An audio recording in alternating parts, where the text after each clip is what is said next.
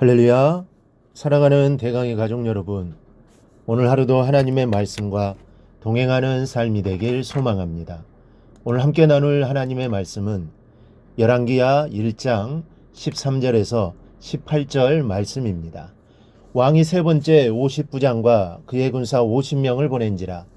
셋째 50부장이 올라가서 엘리야 앞에 이르러 그의 무릎을 꿇어 엎드려 간구하여 이르되, 하나님의 사람이여, 원하건대 나의 생명과 당신의 종인 이 50명의 생명을 당신은 귀히 보소서. 불이 하늘에서 내려와 전번의 50부장 둘과 그의 군사 50명을 살랐거니와 나의 생명을 당신은 귀히 보소서 하매, 여호와의 사자가 엘리야에게 이르되, 너는 그를 두려워하지 말고 함께 내려가라 하신지라. 엘리야가 곧 일어나 그와 함께 내려와 왕에게 이르러 말하되, 여호와의 말씀이 내가 사자를 보내 에그론의 신 바알세붑에게 물으려 하니 이스라엘에 그의 말을 물을 만한 하나님이 안 계심이냐?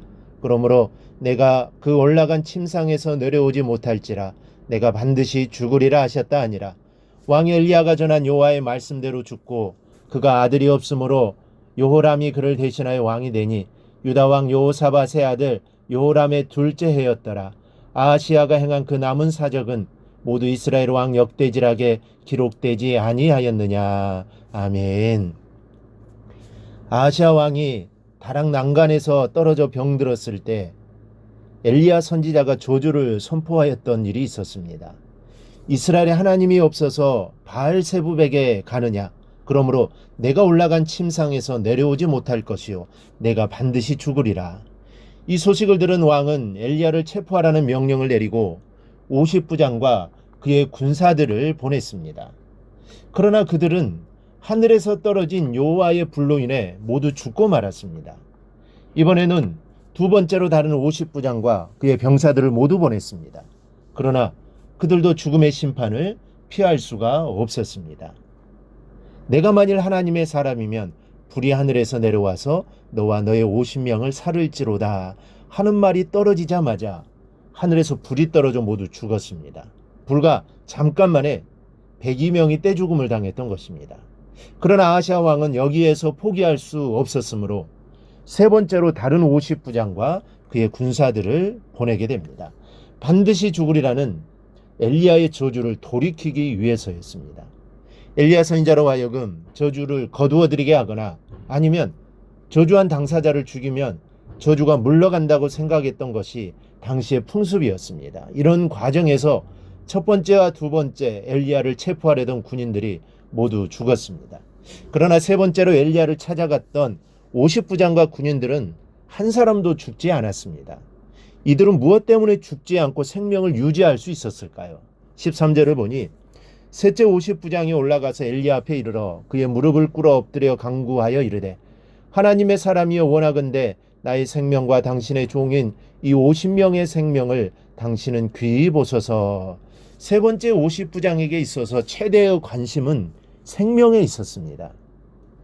하나님의 사람이여, 원하건대 나의 생명과 당신의 종인 이 50명의 생명을 귀히 보소서라고 말합니다. 나의 생명을 불쌍히 여기시고 50명의 생명을 귀하게 여겨달라는 예언이었습니다. 그리고 엘리야 앞에 이르러 꿇어 엎드려 간구하였다고 했습니다. 50부장은 공권력을 집행할 수 있는 권력이 있었고 게다가 50명의 아주 든든한 군사를 보유하고 있었으므로 두려울 것도 겁날 것도 없는 사람이었습니다. 그런데 첫 번째, 두 번째 50부장은 이 권력을 사용했습니다. 그러다가 죽었습니다. 아마 세 번째 50부장은 그 소식을 들었을 것이고 그 사건을 교훈 삼았을 것입니다. 그래서 그는 엘리야 앞에서 무릎을 꿇었습니다. 그리고 간구하였다고 했습니다. 여기서 간구란 간절하다는 의미로 간이 절단되는 애절함을 갖고 호소했다는 말씀입니다. 뿐만 아니라 당신의 종이라고 고백하며 생명을 귀히 여기달라고 간청했습니다.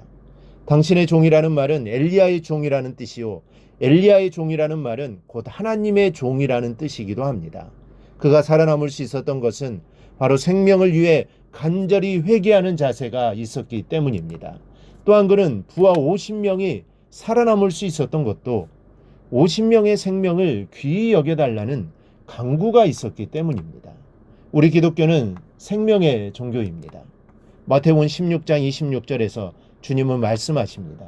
사람이 만일 온 천하를 얻고도 제 목숨을 잃으면 무엇이 유익하리요? 사람이 무엇을 주고 제 목숨과 바꾸겠느냐? 한마디로 생명이 천하보다 귀하다는 말씀입니다. 그래서 주님께서는 한 마리의 길 잃은 양을 찾으셨고 죽어가는 한 생명을 건지시기 위해 이 땅에 오셨고 십자가를 지셨습니다. 사랑하는 여러분, 혹시 생명에 대한 애착이 나도 모르게 식어가고 있지는 않습니까?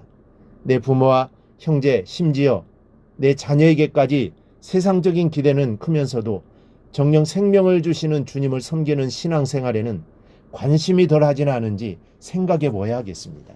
세 번째 50부장과 같이 생명을 사랑하는 자, 그래서 하나님을 의지하는 자는 반드시 은총을 입을 것이요 주님의 품 안에 거하는 복된 사람이 될 줄로 믿습니다. 우리가 바로 세 번째 50부장과 같은 삶을 살아야 합니다. 생명을 사랑해야 합니다. 죽어가는 영혼을 위해 기도해야 합니다. 그리고 복음을 전해야 합니다. 그리하여 그들이 주님 품으로 돌아오도록 해야 합니다. 그것을 보고 기뻐하는 자가 되어야 합니다. 이보다 더 큰 기쁨이 어디에 있겠습니까? 지옥에 갈 수밖에 없는 영혼이 구원받아 천국 백성이 되었으니 이보다 더 큰 기쁨은 없을 것입니다.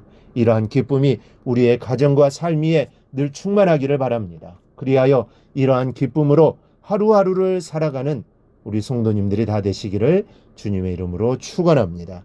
오늘 묵상한 말씀을 굳게 잡고 삶으로 실천하며 살아내는 대강의 모든 성도들이 되기를 축복합니다.